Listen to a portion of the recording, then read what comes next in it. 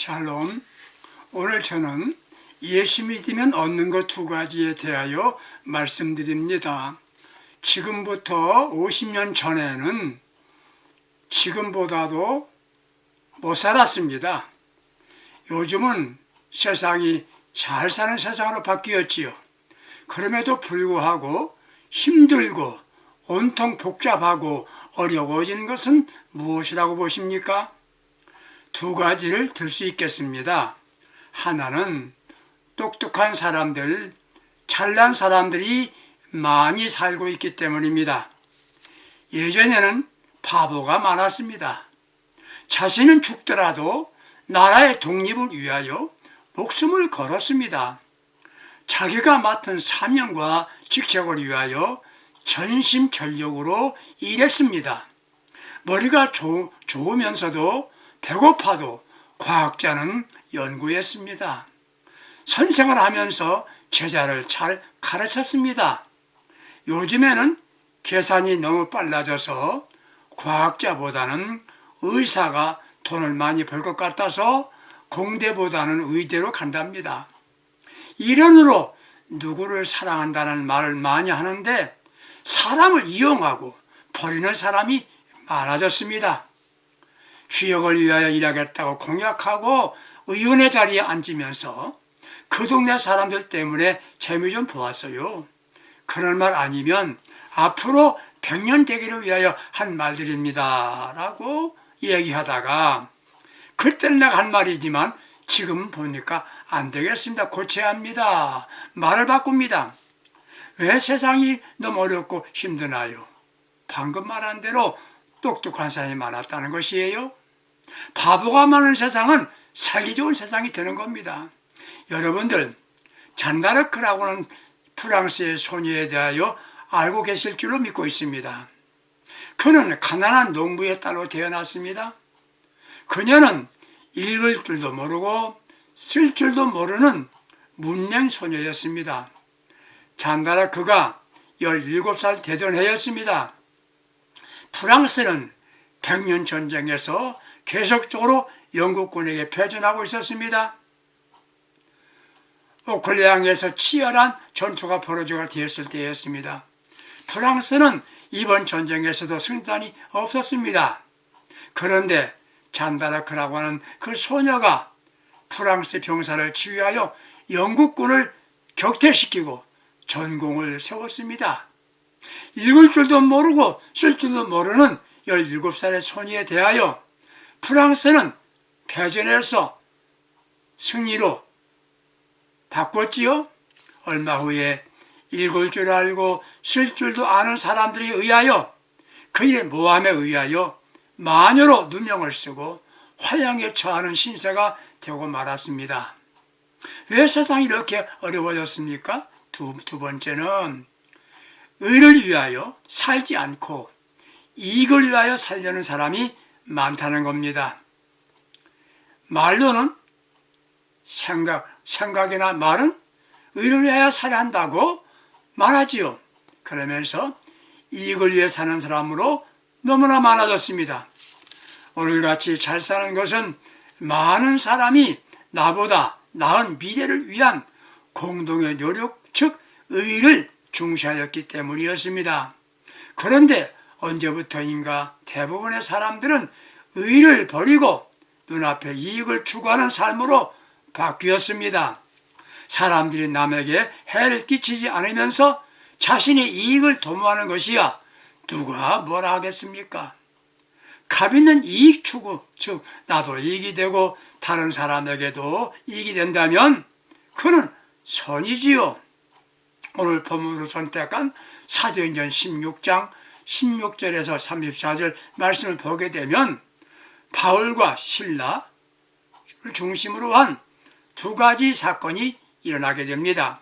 하나는 바울 일행이 길을 가는데 점치는 여자 종이 있습니다. 아무리 남에게 붙여 사는 종이라고 하지만 귀신에 붙잡혀서 점을 쳐주는 것이 너무 안타까워서 바울과 실라가 귀신을 쫓아주었습니다. 이게 얼마나 잘한 것입니까? 그런데 주인에게는 잘한 것이 아니었던가 것이었습니다. 바울을 모함하여 고발합니다. 제 항목은 이 성을 심히 조련하게 하는 사람입니다. 첫째 항목이고, 두 번째 항목은 로마 사람인 우리가 받지도 듣지도 못한 이상한 도를 전하여 풍속을 해친다. 이런 제 항목으로 바울을 옥에 갇히게 되었습니다. 제수를 대할 때 사회에서는 상당한 지위에 있는 분도 마구 대하지요. 바울과 신라의 옷을 벗기고 제수 옷을 입혔습니다. 수갑을 채우고 팔에는 착고를 채워져 있습니다. 매로 많이 때렸습니다. 그럼에도 예수 때문에 당하는 시련을 영광으로 알았습니다. 감사합니다라고 기도하고 찬송을 부릅니다. 오늘의 주인공은 바울이나 신라가 아닙니다. 그의 모습을 지켜보는 간수입니다. 옥에 갇히고 착고에 매여 있어서 어떤 일이 일어날지 예측 불허의 순간에 무슨 노래며 기도인가, 누구라도 한밤중에 다 졸게 되어 있지요. 간수장도 졸다가 눈을 떠보니 옥문이 열려 있습니다. 탈옥 사건이 벌어진 것을 알고 그 순간 간수는 고민합니다. 한 사람도 아닌 두 사람이나 탈옥했으면 내가 책임을 지고 수모를 당하게 되는데 이것저것 볼 것 없이 죽어. 자살을 시도하는데 저쪽에서 소리가 납니다. 여보시오, 우리가 여기 있는데 왜 그러시오? 몸을 해하지 마시오. 간수는 또 한 번 놀랐습니다. 제수를 향하여 선생들아, 내가 어떻게 하여야 구원을 받겠는가? 질문합니다. 그때 바울이 말합니다. 주 예수를 믿으시오. 주 예수를 믿으시오. 그리하면 당신과 당신 집에 구원을 얻을 겁니다. 간수는 바울과 신라를 자기 집에 데리고 가서 복음을 들었습니다. 그와 그 온 집은 놀라운 축복을 받은 겁니다. 간수는 예수를 통하여 얻은 것이 있었습니다. 그게 무엇이었습니까? 그 하나는 구원을 얻었습니다. 온 가족이 구원을 받았습니다. 지옥 갈 사람이 천국으로 가게 되었다는 말이에요.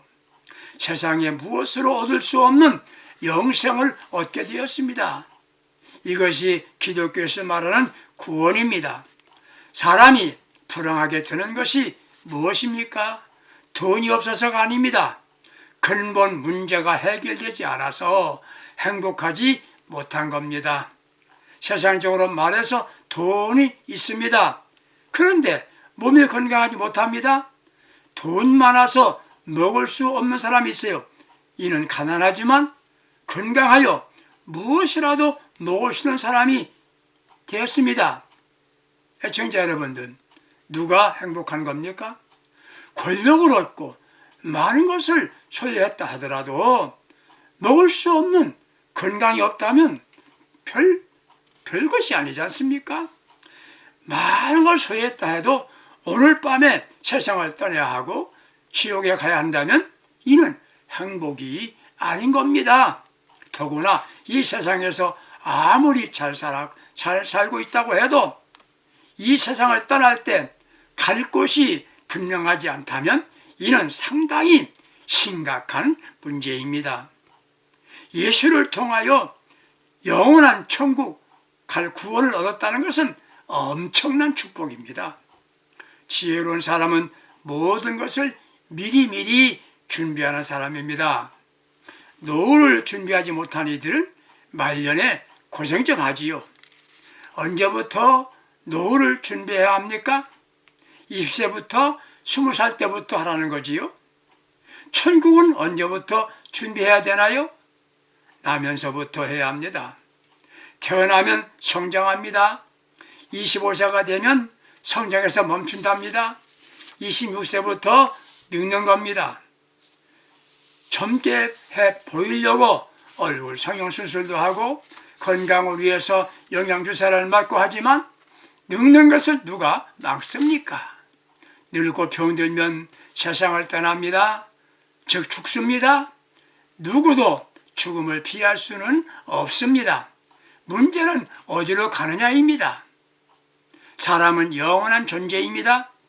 죽으면 끝이다? 그렇지 않습니다. 동물은 죽으면 끝이지요. 그러나 사람은 영생의 존재입니다. 죽음으로 끝나는 것이 아니란 말이에요. 어디로 갑니까? 갈 곳은 두 곳밖에 없어요. 천국이 아니면 지옥입니다. 천국인가 지옥인가? 마태복음이라는 복음서에 보게 되면 천국이라는 단어가 36번이나 나옵니다. 지옥이라는 단어는 13번 기록되고 있습니다. 자신이 보통 지식인이라고 한다면 우리는 이 세상의 전부가 아니고 내세가 있다는 것을 아는 사람입니다. 이것을 모르면 아는 것이 없는 사람입니다. 무식 중에 영적인 무식은 비참하고 불쌍한 존재가 되는 겁니다. 사람은 티끌과 같은 존재라고 하였습니다. 시편 90편 3절이지요. 별로 가치가 없다는 거지요. 살아있고 젊은 시절에는 예쁘다, 멋있다. 그러면 그러기 위해서 무엇을 바르고 칠하고 그러지만 그 예쁜 시절은 잠깐입니다. 시간이 지나면 늙고 추하게 보입니다. 그러다가 세상을 떠나보세요. 45시간 이전에 버립니다. 그것도 불 속에 태워서 버립니다. 존재 가치가 없다는 겁니다. 아침에 돋는 풀과 같다고 성경은 말했습니다. 푸른 여름 한철에 푸르고 좋지만 가을에 잔디풀을 보세요. 얼마나 추하게 보입니까? 인생도 그렇다는 겁니다. 참 지혜로운 사람은 천국 가기 위하여 만반의 준비를 하는 사람입니다. 노후 준비하였으면 천국 갈 준비도 해야 합니다. 아니, 노후 준비는 못했어도 천국 갈 준비는 되어 있어야 합니다. 누가 무슨 말을 해도 천국은 있습니다. 지옥이 존재합니다. 사랑하는 애청자 여러분들, 그렇게 해도 천국 갈 것 같습니까? 예수는 길이요 생명이라고 하였습니다. 예수를 나의 마음에 주님으로 영접하는 겁니다. 그 순간에 신분이 바뀌지요. 무엇으로요? 하나님의 자녀가 되는 겁니다. 자녀는 자녀의 권세로 우리는 천국으로 가는 겁니다. 천국은 밤이 없다고 했습니다. 어둠이 없다. 슬픔의 어둠, 질병의 어둠, 실패가 어둠이 아닙니까? 아픔도 없다고 했습니다. 마음의 상처 때문에 아픕니다. 육체의 질병 때문에 아픕니다. 천국에는 눈물이 없다고 했습니다. 실체의 눈물, 실패의 눈물, 이별의 눈물 없답니다. 세상은 눈물의 골짜기입니다. 사도행전 16장 31절에 34절에 기록된 간수는 예수를 믿음으로 구원을 얻었습니다. 예수를 믿음으로 구원받는 복된 신앙인들이 되시기를 기대하고 기도합니다. 두 번째, 예수 믿음으로 얻은 게 있습니다. 기쁨입니다. 사도행전 16장 34절에 저와 온 집이 하나님을 믿었으므로 크게 기뻐하니라. 기쁨은 행복입니다. 누가 행복한 사람입니까? 항상 기뻐할 수 있는 사람입니다. 기쁨은 그리스도인에 있어서 특권이자 의무입니다. 그럼에도 세상에 사는 이들 중에 진정 기쁨으로 사는 이들이 얼마나 됩니까? 기쁨은 일시적인 좋은 일 때문에 웃는 것을 말하는 것이 아닙니다. 만족함으로 얻은 평안한 마음의 표현입니다. 기쁨은 암도 치료하는 강한 힘이 있다고 합니다. 기쁨이 있기 위하여 우리는 삶을 윤택하게 만들어야 합니다. 기쁨이란 육체적인 기쁨이 있지요. 육체적인 기쁨을 영어로 말하면 pleasure라고 말합니다. 육체적인 기쁨은 세상 사람들도 많이 추구하고 있습니다. 육체적인 기쁨은 자신 일이 생각하고 자녀를 걱정하다가 얻는 만족함을 의미하기도 합니다. 사람들 중에는 기질적으로 낙천적으로 사는 이들도 있습니다. 대부분의 조건이 생겨야 육체적 기쁨이 생기지요. 육체적인 기쁨은 기질적으로 낙천인 사람만 가질 수 있는 것이 아니에요. 이 기쁨이 조건이 충족됐을 때 얻어지는 기쁨, 그것만은 아닙니다. 많은 사람이 살아가는데 웃고 살자는 말합니다. 좋지요. 그러나 실제는 현실을 보면 웃으면서 사는 일이 많지 못합니다. 육체적인 기쁨을 추구하는 이들은 쾌락을 기쁨이라고 착각하는 이가 있습니다. 말초 신경이 즐거우면 기쁨인 줄 알고 있습니다. 이런 이들이 원하는 즐거움이나 기쁨을 추구하다가 향락에 빠지는 경우도 많습니다. 혼적인 기쁨, 영적인 기쁨이 진정한 기쁨입니다. 공자는 군자삼락이란 말을 했어요. 군자삼락, 사람같이 살아가는 군자는 첫째 기쁨이 있는데 부모와 형제가 살아 계시고 무고한 것이다. 두 번째 기쁨은 하늘과 사람에게 부끄러워할 것이 없는 것이다. 세 번째 기쁨은 천하의 영재를 얻어서 교육하는 것이다. 이렇게 말하고 있습니다. 군자가 누굽니까? 현실 생활에서 점잖고 어질고 덕과 학식이 높은 사람을 말하지요.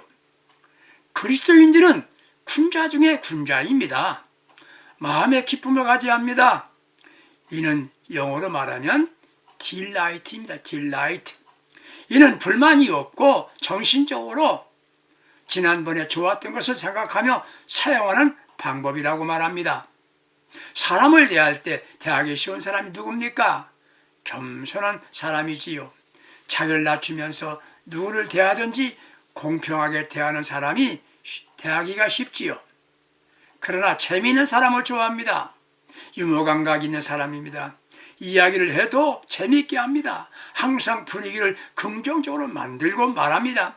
이런 이들은 마음의 여유가 있는 사람들입니다. 유머감각 있는 사람은 마음이 따뜻한 사람입니다. 자신도 즐거운 말을 하지만 다른 이들을 재미있게 이야기하는 마음은 웃어주는 사람입니다. 이런 이들은 스트레스를 받지 않습니다. 다른 이가 자신을 비난하는 말이나 태도를 취해도 웃음으로 받아넘깁니다. 영국의 한 국회의원이 전직에 수의사였다는 것을 알고 질문합니다. 의원님은 전에 수의사 노릇을 했다면서요? 의도가 있는 질문이었습니다. 알면서 대답하기를 의원님 어디 편찮으신가요? 제가 고치는 의술이 있거든요. 너는 짐승이나 다른 직업을 가지고 살았지. 이렇게 말할 때 그렇다면 너는 짐승이 아니냐? 내가 치료해 줘야겠다. 그럴 식이지요. 세상에서 예수 믿으면 혼적인 기쁨을 얻습니다. 즉 영적인 기쁨을 얻는 것이에요. 마음의 기쁨에서야 생활도 기쁜 겁니다. 마음의 즐거움은 얼굴에 나타납니다. 얼굴에 표현되는 것이에요. 그런 사람을 보면서 인상 참 좋다 그럽니다.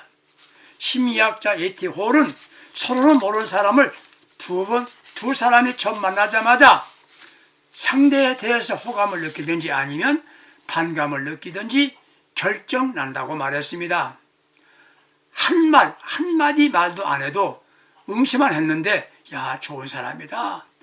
호감을 느끼는 사람이 있다는 것이에요. 그런가 하면 반감도 결정된다는 겁니다. 무엇이 결정된나요? 얼굴이라는 거예요. 첫인상은 평균 7초에 결정된답니다. 첫눈에 호감 가질 수 있는 것이 중요하답니다. 첫눈에 영향력이 마음의 기쁨이 얼굴에 표현되어지는 것을 말하지요. 우리가 말하는 기쁨은 그런 기쁨이 아닙니다. 영적인 기쁨입니다. 영어로 말하면 joy입니다. 플레저가 아니요. 딜라이트가 아니요. joy. 이는 환경이나 조건 때문에 기뻐하는 것이 아닌 성령의 은사를 통하여 얻어지는 기쁨을 의미합니다. 성령으로 기뻐한다는 것을 의미합니다. 좋은 일이 있어야 기뻐하는 것만이 아니에요.